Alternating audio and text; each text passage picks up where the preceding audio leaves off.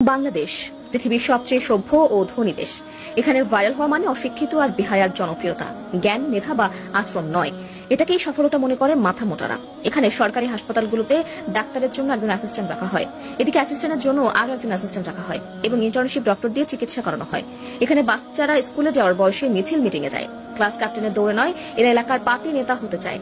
এখানে স্কুল এবং কলেজগুলোতে ক্লাস টিচারের কাছে প্রাইভেট না পড়লে আপনার জীবন তেজপাতা বানিয়ে দেওয়া হবে।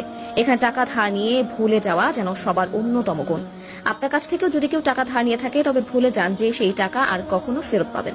এখানে ছেলে মেয়ে একজন আরেকজনকে জানু মানু সোনা জান এসব বলে তাদের যৌবন শেষ করে দেয়, আর বিয়ে করে 40 বছর পার হয়ে গেলে এখানে দুজন গরিব মিলে আরো 5 থেকে 7 জন গরিবের জন্ম দেয়।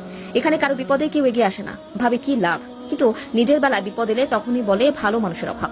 তবে ঠিকই দূর থেকে চেয়ে চেয়ে দেখে এবং সেগুলো ভিডিও করে সোশ্যাল মিডিয়া ছেড়ে দেয়। এখানে সবাই লোভী আর খাই খাই স্বভাবের মানুষের বসবাস।